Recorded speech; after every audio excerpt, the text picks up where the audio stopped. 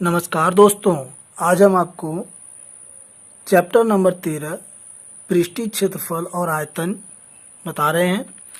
इसमें सबसे पहले हम आपको कुछ फार्मूले बताएंगे जो इस एनसीईआरटी की बुक में भी नहीं दिए हुए हैं।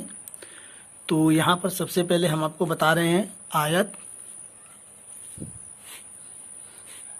तो यहाँ पर सबसे पहले आयत,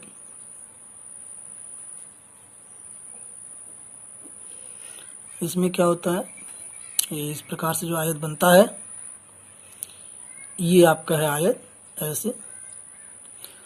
और इसमें होता क्या है कि जो आमने सामने की जो भुजाएं होती हैं वो बराबर होती हैं। इसके सामने की ये भुजा इसके बराबर और इसके सामने की ये भुजा इसके बराबर। और दो संलग्न भुजाओं के बीच में जो है वो 90 डिग्री कोण होता है। इस प्रकार यहाँ भी 90, यहाँ भी 90 और यहाँ भी 90। और ये भुजा यहाँ से लेकर यहाँ तक ये होती है लंबाई, यानी इसको यल बोलते हैं। और यहाँ से यहाँ तक की जो ये भुजा होती है इसको बोलते हैं चौड़ाई, इसको भी बोलते हैं। तब यहाँ पर आयत का क्षेत्रफल बराबर लंबाई गुणे चौड़ाई। आयत का परिमाप बराबर 2 ब्रैकेट में लंबाई प्लस चौड़ाई, यानी 2 ब्रैकेट में यल प्लस बी। इसी प्रकार अब हम बात करते हैं वर्ग की। तो वर्ग जो होता है वो इस प्रकार का होता है, इसकी जो चारों भुजाएं होती हैं वो जो है बराबर होती हैं। तो माना हमने इसकी ये भुजा ए है, तब वर्ग का क्षेत्रफल ये होता है भुजा का स्क्वायर, यानी कि ए का स्क्वायर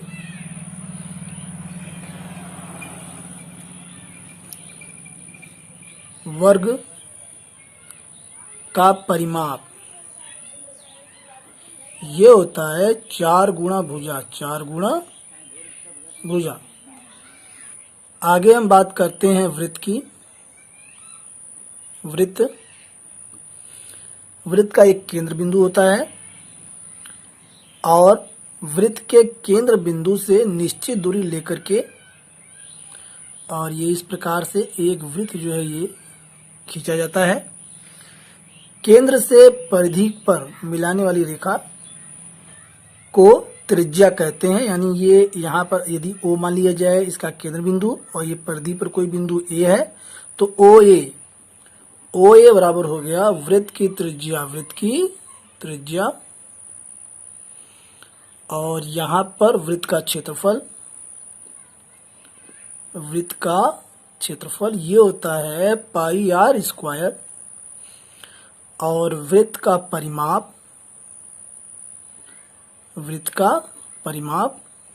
ये होता है 2 पाई आर, जहां पाई का जो मान है 22/7 होता है। और अब हम यहाँ पर लेते हैं आगे हम यहाँ पर लेते हैं घन। जिसे हम क्यूब बोलते हैं। तो चूंकि जो घन होता है वह इस प्रकार बनता है। ये है आपका घन।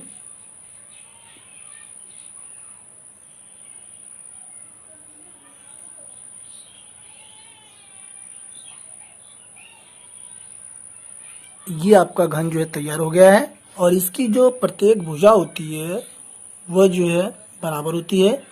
हमने यहाँ पर माना इसकी ये यहाँ पर जो है ये आपकी लंबाई यानी ए, और ये चौड़ाई भी आपकी ए, और ये जो ऊंचाई है ये भी ए।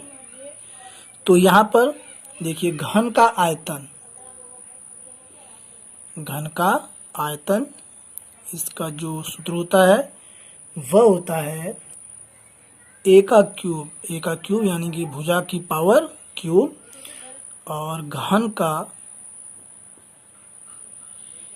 पार्श्व पृष्ठीय क्षेत्रफल, और ये होता है 4 a का स्क्वायर, 4 a का स्क्वायर। आगे घन का संपूर्ण, घन का संपूर्ण पृष्ठीय क्षेत्रफल, संपूर्ण पृष्ठीय क्षेत्रफल ये होता है 6 a का स्क्वायर। चूंकि a हमने यहाँ पर बताया है ये घन की जो है ये भुजा है। और इसी प्रकार घन का विकर्ण, घन का विकर्ण, इसको निकालने का सूत्र है a करनी में 3, a करनी में 3 यानी भुजा करनी में 3। इसी प्रकार अब हम चलते हैं घनाभ। तो यहाँ पर है घनाभ, ये आपका आ गया घनाभ। और घनाभ जो है वह इस प्रकार से बनता है, इसको देखें, ये इससे जो है ये घनाभ हो गया, ऐसे ये हो गया घनाभ। और ये इस प्रकार से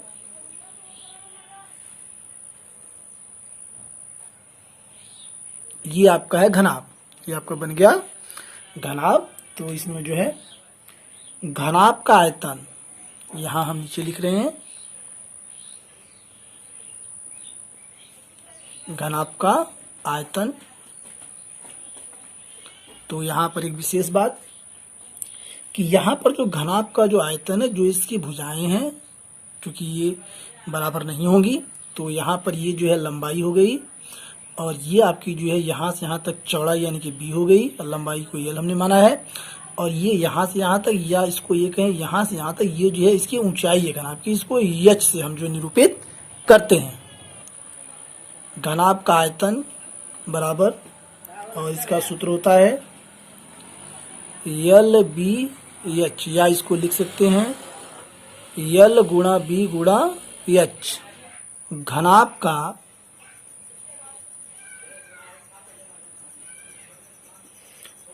पार्श्व पृष्ठीय, पार्श्व पृष्ठीय क्षेत्रफल ये होता है आपका 2 ब्रैकेट में L प्लस B, और जो है इसके कोष्ठक के बाहर H, यानी S से हम गुणा कर देंगे। तो यह होता है घनाभ का पार्श्व पृष्ठीय क्षेत्रफल, या इसको हम कह सकते हैं कि कमरे की चारों दीवारों का क्षेत्रफल। तो इस प्रकार से जो कमरे की चारों दीवारें हैं उनका जो है क्षेत्रफल होता है, इसको हम कहते हैं पार्श्व पृष्ठीय क्षेत्रफल। और इस प्रकार जो है आगे घनाभ का संपूर्ण पृष्ठीय क्षेत्रफल बराबर, और ये होता है 2 ब्रैकेट में LB plus BH plus HL। यहाँ पर LB की आपस में गुणा है, BH की भी गुणा है, और HL की भी यहाँ पर गुणा है। तो ये होता है घनाभ का संपूर्ण पृष्ठीय क्षेत्रफल। और अब इसके आगे घनाभ का विकर्ण,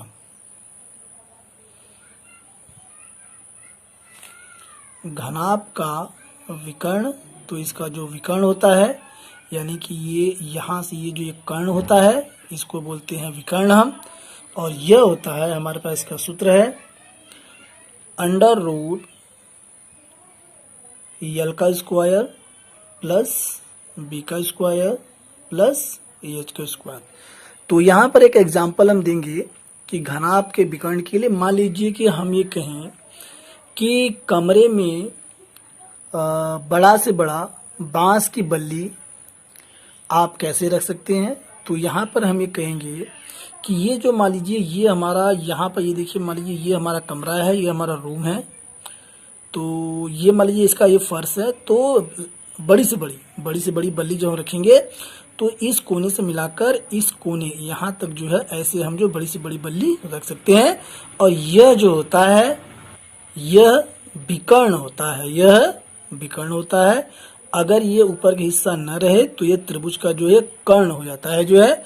इस प्रकार जो है यह है विकर्ण। और विकर्ण निकालने का जो सूत्र होता है वो होता है √ L square plus B square plus H square. आगे चलने से पहले आपको एक विशेष बात इसमें हम बताते चलें, क्योंकि यहाँ पर जो सूत्र है, फार्मूला है, इसमें एक शब्द आया है पार्श्व।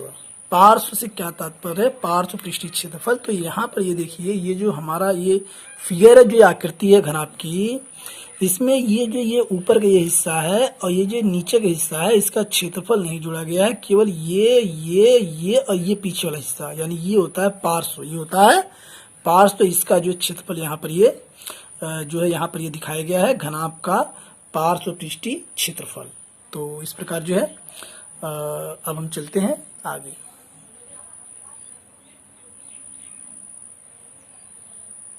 बेलन, जिसे हम सिलेंडर कहते हैं, और अक्सर करके आप लोगों ने सिलेंडर जो देखा होगा, अक्सर सबके घरों में गैस का सिलेंडर होता है, तो वह जो है वह बेलन के आकार का है।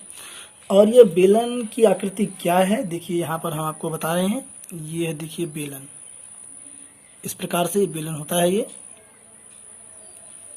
ऐसे। और इसके जो दोनों ऊपरी सिरे हैं, ये जो गोलाकार होते हैं, यानी वृत्त के आकार के होते हैं। तो इस प्रकार हमने इसको जो है बना दिया है, और आप इस बात को जो समझ सकते हैं, ये केवल आपको समझने के लिए है। और यहाँ पर ये जो है, ये बीचों बीच ये जो हमने बनाया है, ये इसका मध्य बिंदु, और ये मध्य बिंदु, इसको हमने मिला करके आपको दिखाया, ये मध्य इसका है। और यहाँ से लेकर के यहाँ तक, क्योंकि इसको हम नाम दे देते हैं, तो यदि हम इसको कर दें ए, इसको कर दें बी, और यहाँ हो जाएगा सी, ये डी, और ये हो जाएगा यहाँ पर ओ, यहाँ पर, और ये हो जाएगा एम। तो यहाँ पर ये जो ओ बी है, ओ बी, ये जो है यहाँ पर आपकी जो है त्रिज्या है, जिसे हम आर बोलते हैं। और ये यहाँ से लेकर के और ये आपकी यहाँ तक, ये जो होती है, इसको हम कहते हैं ऊंचाई, यानी ये बेलन की ये ऊंचाई है। तो यहाँ पर ये हो गई बेलन की त्रिज्या, यहाँ पर ये हो गई बेलन की त्रिज्या, और ये यहाँ से लेकर यहाँ तक ये हो गई आपकी बेलन की ऊंचाई। तो इसमें देखिए फार्मूला हमारे पास है, बेलन का आयतन, बेलन का आयतन। तो यहाँ पे पहला फार्मूला हमारे पास है कि इसका आयतन, बेलन का आयतन। तो यहाँ पर आयतन चूंकि जो शब्द आ जाता है, तो पहले इसका हम फार्मूला लिखते हैं। इसका फार्मूला होता है पाई आर स्क्वायर एच। तो यहाँ पर बेलन के आयतन का सूत्र हुआ, बेलन का आयतन बराबर पाई आर स्क्वायर एच।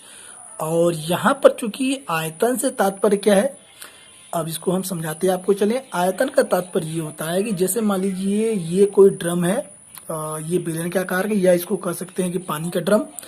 तो उसमें जितना स्थान है, या उसमें ये कहा जाए कि उसमें कितना पानी भर सकते हैं, कितना स्थान वो घेरता है, वह जो है आयतन कहलाता है।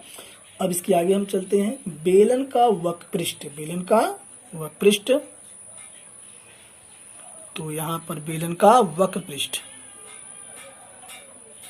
चूंकि बेलन का जो वक्रपृष्ठ होता है वह होता है 2 पाई आर एच, इसका सूत्र है। तो बेलन का जो वक्रपृष्ठ होता है, ये जो आप सामने देख रहे हैं, ये हिस्सा, इसके जो पीछे ये हिस्सा, ये जो है बेलन के वक्रपृष्ठ में शामिल है। ये ऊपर का हिस्सा, नीचे का हिस्सा ये शामिल नहीं होता है। आगे बेलन का संपूर्ण पृष्ठ, बेलन का संपूर्ण पृष्ठ। तो बेलन का जो संपूर्ण पृष्ठ होता है, उसमें ये जो वक्रपृष्ठ होता है ये तो शामिल होता है, प्लस जो है ये ऊपर का ये जो क्षेत्रफल है ये भी, और ये जो नीचे का क्षेत्रफल होता है ये भी। तो कैसे हम लिखेंगे, आइए देखते हैं। तो ये जो हिस्सा होता है ये होता है वक्रपृष्ठ, तो इसको हम लिखेंगे 2 पाई आर एच प्लस में।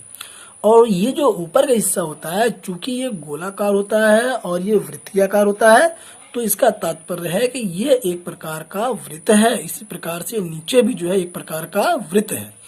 तो ऊपर जो है वृत्त का क्षेत्रफल और नीचे जो है वृत्त का क्षेत्रफल, तो यानी कि इन दोनों क्षेत्रफलों को हमें इसमें जोड़ना होगा, तब इस जो है बेलन का, या जो कह सकते हैं जो हमारे पास पानी की टंकी है, उसका जो है हम पूरा जो है क्षेत्रफल हम निकाल पाएंगे, संपूर्ण क्षेत्रफल। तो यहाँ पर देखिए पाई आर स्क्वायर और प्लस में पाई आर स्क्वायर अगले स्टेप में। तो यहाँ पे 2 पाई आर एच और प्लस में ये 2 पाई आर स्क्वायर। अब इसमें से यदि हम 2 पाई आर कॉमन ले लेते हैं, तो ये 2 पाई आर हम कॉमन लेंगे, तो यहाँ से हमें एच बचेगा और यहाँ से प्लस में आर बचेगा। तो यही जो इसका फार्मूला होता है। खोखला बेलन, खोखला बेलन जो होता है वह इस प्रकार का होता है। ये देखिए ऐसे बनता है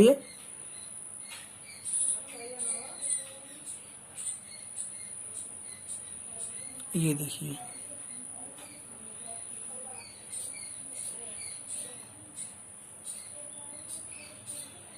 ये आपका है खोखला बेलन, इस प्रकार से।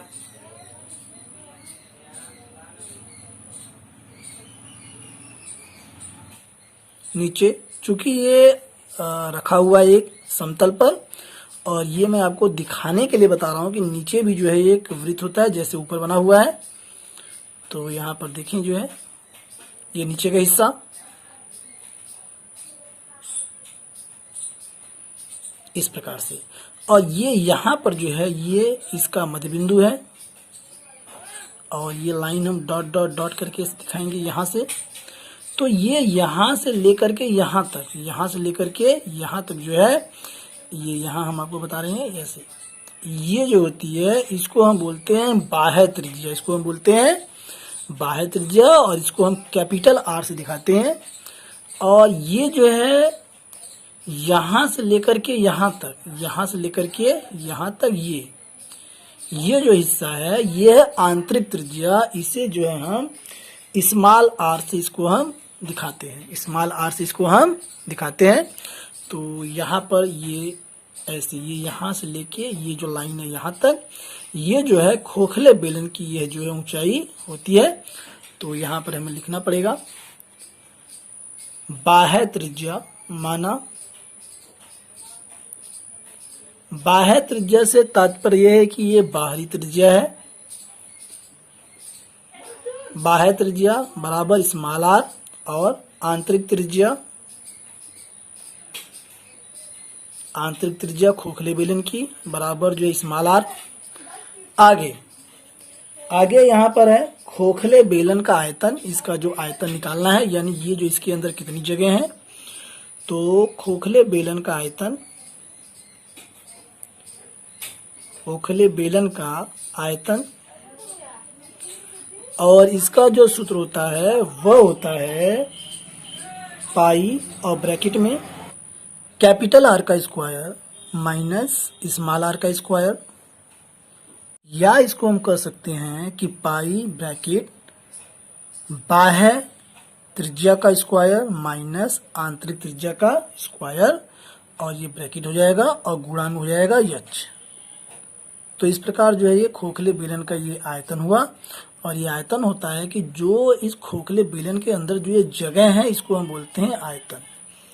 अब खोखले बेलन का संपूर्ण पृष्ठ, यानी ये ऊपर का और ये नीचे का, और इसकी जो अंदर की जो जगह है इसको बोलते हैं संपूर्ण पृष्ठ।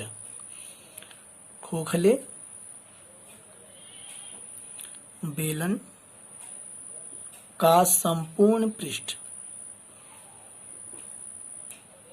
फिर आपको एक बार बताएं कि संपूर्ण पृष्ठ जो होता है ये वक्र पृष्ठ तो है ही है, और ये जो नीचे के ये जो स्थान, ये इतना ये छोड़ के ये जो स्थान है ये, और ये जो स्थान ये इसका क्षेत्रफल, और ये जो इसके अंदर जो ये जगह है, ये जो इसके अंदर ये जो आपका क्षेत्रफल मिलेगा ये, तो ये सारा जो है क्षेत्रफल मिला करके खोखले बेलन का संपूर्ण पृष्ठ होता है। और इसका सूत्र होता है 2 पाई ब्रैकेट में बाह्य त्रिज्या प्लस आंतरिक त्रिज्या ब्रैकेट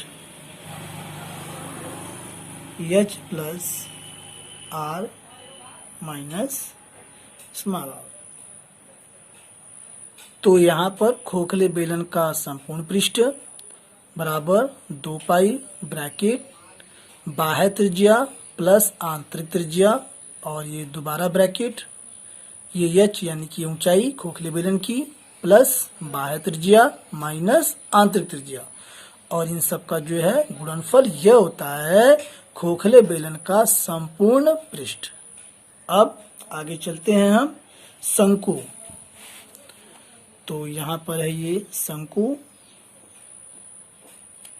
और शंकु जो है ये इस प्रकार का होता है। ये देखिए ऐसे,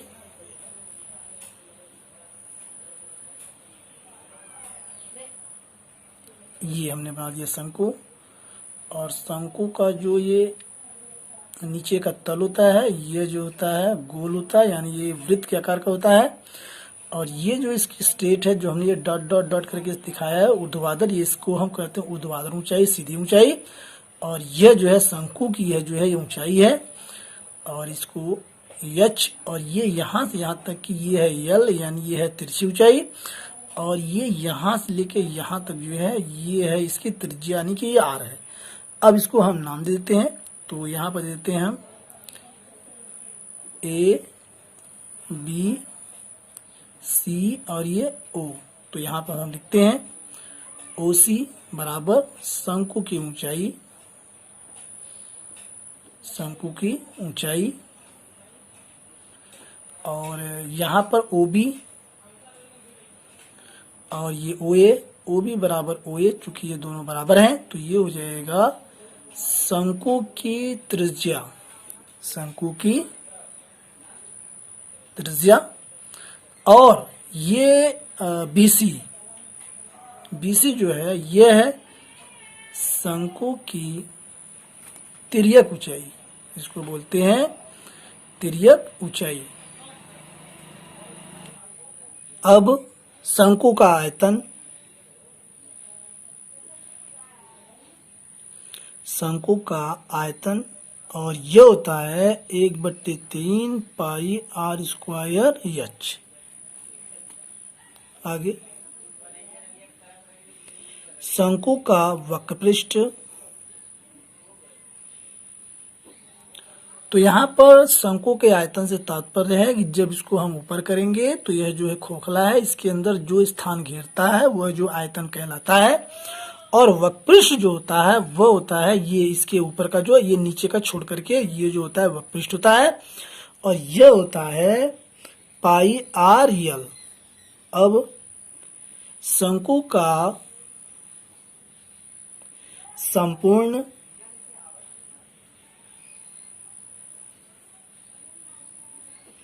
शंकु का संपूर्ण पृष्ठ ये होता है, पहले तो ये होगा हमारा वक्रपृष्ठ पाई आर यल प्लस, और ये नीचे जो वृत्त है इसका जो है क्षेत्रफल, तो ये होता है पाई आर स्क्वायर। अब इसमें हम कॉमन लेंगे तो ये हो जाएगा पाई आर ब्रैकेट में यल प्लस आर। अब चूंकि यहाँ पर एक यल का यहाँ पे दिया हुआ है, यल जो होती है ये शंकु की जो है तिर्यक ऊंचाई होती है। और तिर्यक ऊंचाई कैसे निकालते हैं, देखिए ये जो यहाँ पर ये बना हुआ है BOC, ये जो है ये यहाँ पर 90 डिग्री का कोण है और इस तरफ भी है, तो इस त्रिभुज में ये 90 डिग्री का कोण, तो यहाँ पर हम लिखेंगे समकोण त्रिभुज BOC में, समकोण त्रिभुज BOC में। और इसमें हम पाइथागोरस प्रमेय का इसमें हम प्रयोग कर देंगे, तो यहाँ पर पाइथागोरस प्रमेय से यहाँ पर हम फार्मूला इस्तेमाल कर देंगे पाइथागोरस प्रमेय का। और पाइथागोरस प्रमेय का जो फार्मूला होता है वह होता है कर्ण का स्क्वायर बराबर लंब का स्क्वायर प्लस आधार का स्क्वायर। तो यहाँ पर जो कर्ण हमारा है ये फिगर में ये हमारा यल है, तो ये यल का स्क्वायर, और लंब हमारा ये ऊर्ध्वाधर ऊंचाई, ये सीधी ऊंचाई एच है, एच का स्क्वायर प्लस, और ये आधार जो है ये त्रिज्या यानी आर है, आर का स्क्वायर। तो यहाँ पर जो यल है, यल बराबर ये अंडर रूट जो है इधर आके वर्गमूल में हो जाएगा, और ये अंडर रूट, और यह जो यल के ऊपर ये वर्ग है ये इधर आकर के जो है अंडर रूट में हो जाएगा, वर्गमूल में हो जाएगा। तो ये एच का स्क्वायर प्लस ये आर का स्क्वायर, इसका यल हमारा हुआ, यानी कि शंकु की तिर्यक ऊंचाई यल बराबर अंडर रूट एच का स्क्वायर प्लस आर का स्क्वायर। अब हम लेते हैं चैप्टर नंबर 13 में पृष्ठीय क्षेत्रफल और आयतन, और जिसमें है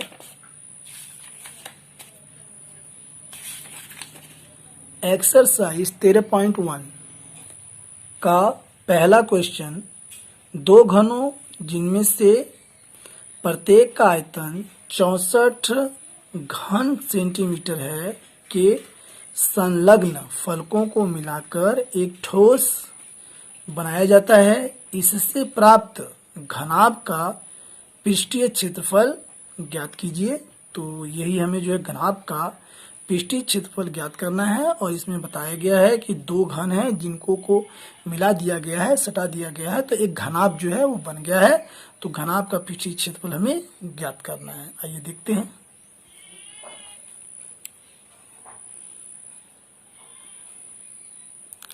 एक्सरसाइज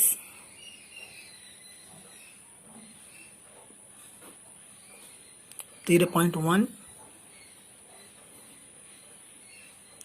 इसमें है क्वेश्चन नंबर 1।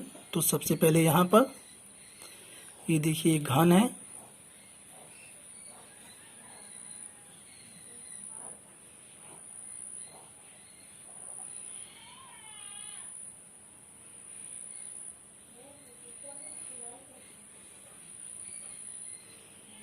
ये यहाँ पर पहला घन है और यहाँ पर एक घन यहाँ पर और है।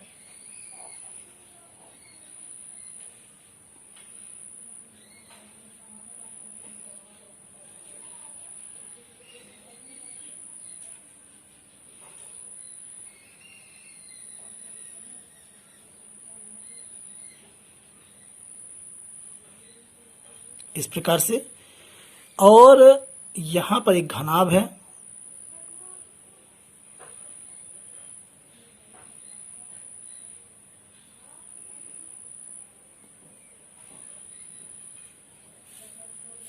ऐसे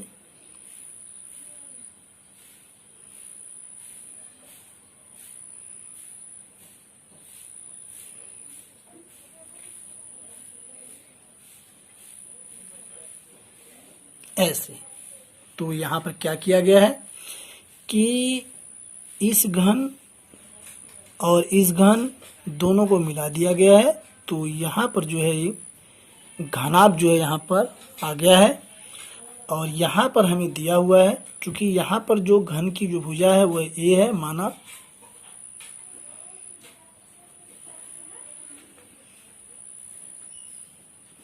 घन की भुजा बराबर ए, तब घन का आयतन बराबर यहाँ पर दिया हुआ है 64 घन सेमी। 64 घन सेमी। यहाँ पर एक घन का जो है आयतन हमें दिया हुआ है 64 घन सेमी। तो यहाँ से हम जो है इसकी जो भुजा हम निकाल लेंगे घन की।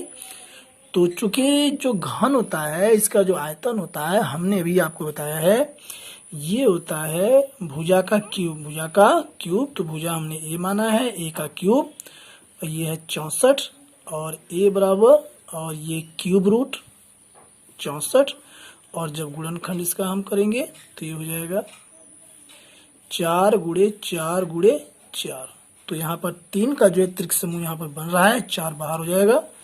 तो यहाँ पर ए बराबर 4। तो इस प्रकार जो है ये जो घन की जो भुजा है ये 4 आ गई। यहाँ भी ये 4 है, और ये इसकी जो ये लंबाई 4 और ये चौड़ाई 4 और ये ऊंचाई भी इसकी 4 आ गई। चूंकि यहाँ पर ये पहला घन और ये देखिए पहला घन, ये दूसरा घन, दोनों को मिलाया गया है और मिला करके यहाँ पर जो है एक घनाभ जो है ये बनाया गया है। तो चूंकि दोनों को सटाया गया है तो इसकी जो लंबाई होगी घनाभ की वह a प्लस ए, चूंकि यहाँ पर हमने घन की जो भुजा है उसको हमने a माना है, तो a प्लस ए जब हम यहाँ पर करेंगे तो यहाँ पर लंबाई जो है वह जो है 2a हो जाएगी। लेकिन यह जो चौड़ाई इसकी है वह a ही रहेगी और यह जो ऊंचाई है यह भी जो है a ही रहेगी। अब यहाँ पर हम निकालेंगे घनाभ का पृष्ठीय क्षेत्रफल।